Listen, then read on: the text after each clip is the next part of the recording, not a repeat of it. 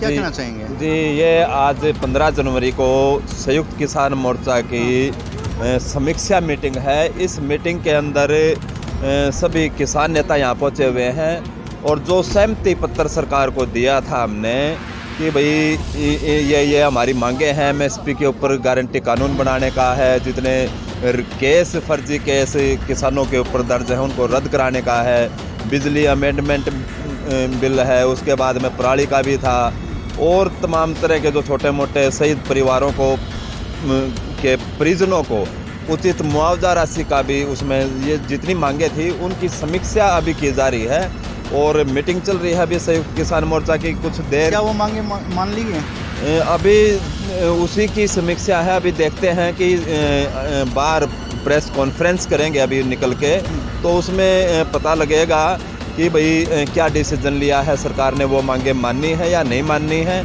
अगर नहीं माननी है तो फिर आगे की क्या कार्रवाई होगी वो बताया जाएगा। लेकिन एक चीज़ और देखने को मिल रही है, आपकी मीटिंग के बिल्डिंग के बाहर कुछ किसान भाई प्रदर्शन कर रहे हैं, जी, जी। जो कि संयुक्त किसान मोर्चा के खिलाफ प्रदर्शन है जी। और जैसे कि लगभग सभी किसान भाई अपने घर वापसी कर चुके हैं और उसके बावजूद ये अभी भी अपना धरना जारी रखे हुआ है। ये क्या कारण है?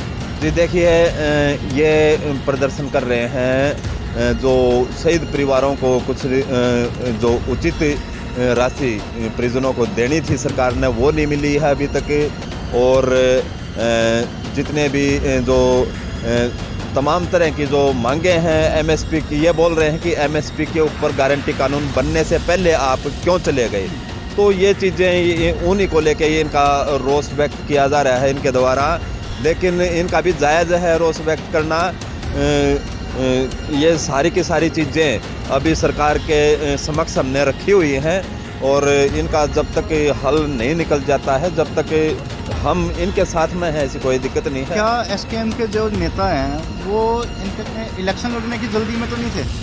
नहीं, ऐसा कुछ नहीं है, क्योंकि जो किसान नेता हैं इसके 40 के 40 जो नेता हैं उनका मुख्य मेन मकसद एमएसपी के ऊपर गारंटी कानून बनवाना था और तीनों। गुरनाम सिंह जो इलेक्शन लड़ रहे हैं उन्होंने अपनी पार्टी भी बना ली है। जी, वो तो देखिए अभी तो इनके धरना खत्म हुए 1 महीना भी नहीं हुआ है। जी जी, देखिए ये आदमी की सबकी स्वतंत्रता है, कौन क्या करता है इसका फैसला अभी संयुक्त किसान मोर्चा लेगा। अभी अंदर गए हुए हैं चुडूनी साहब भी, अगर वो पॉलिटिकल हो गए हैं तो फिर उनको सिंपल सी बात है कि मंच माला माइक नहीं मिलेगा किसान का, कोई भी जा सकता है, इससे कोई फ़र्क भी नहीं पड़ने वाला है। पीछे 1700 संगठन और लाइन में लगे हुए हैं, एक जाएगा एक आएगा, ये तो चलता रहता है। 1 2 4 5 7 संगठन अगर चले भी जाते हैं 40 संगठनों में से तो कोई फ़र्क नहीं पड़ने वाला सर इससे, क्योंकि नेता ही जाएगा, उसका जो पीछे जो टीम है कार्यकारिणी है वो तो हमारे पास ही है। क्या जो मोदी साहब ने 3 कृषि कानून वापस किए हैं, ये एक जुमला था या फिर आप लोगों को उठाने का कुछ बहाना था?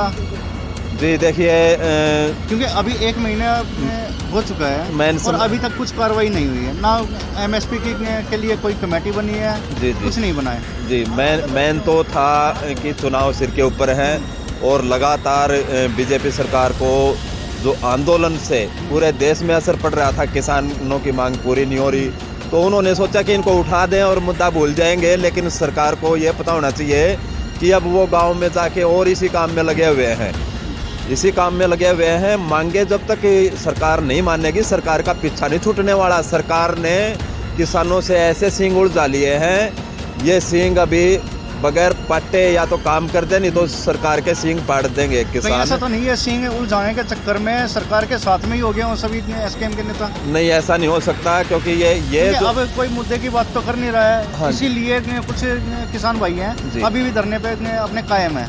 जी, उनका भी ठीक है, जायज़ है जो धरना है। ये छोटी छोटी चीज़ें भी उठती रहनी चाहिए, अच्छी बात है ये भी, लेकिन हमें अपने 40 के 40 किसान नेताओं के ऊपर भगवान से भी ज़्यादा भरोसा है। ये ना झुकेंगे ना बिकेंगे, मतलब ही नहीं होता, मतलब ही नहीं होता। अगर ये 40 नेता कहीं बिक जाते हैं, झुक जाते हैं, तो देश गुलाम हो जाएगा। देश को गुलाम होने से कोई नहीं बचा सकता। इनके ऊपर टिका हुआ सारा। क्योंकि आपकी बात पे विश्वास है, क्योंकि आप देश के लिए लड़े हो, देश के लिए आपने सेवा दी है। जी जी आपके शरीर पे, आपकी ड्रेस पे दिखाई देता है, इतने सारे मेडल हैं कि भी देश के लिए आप लड़े हो। बिल्कुल बिल्कुल। तो इसलिए आपकी बात पे विश्वास किया जा सकता है। मैं देश की जनता से अपील करना चाहता हूं कि खुलकर साथ दीजिए। आज की डेट में देश के अंदर संयुक्त किसान मोर्चा के अलावा और कोई भी संगठन नहीं है जो इस तानाशाही सरकार का मुकाबला कर सके।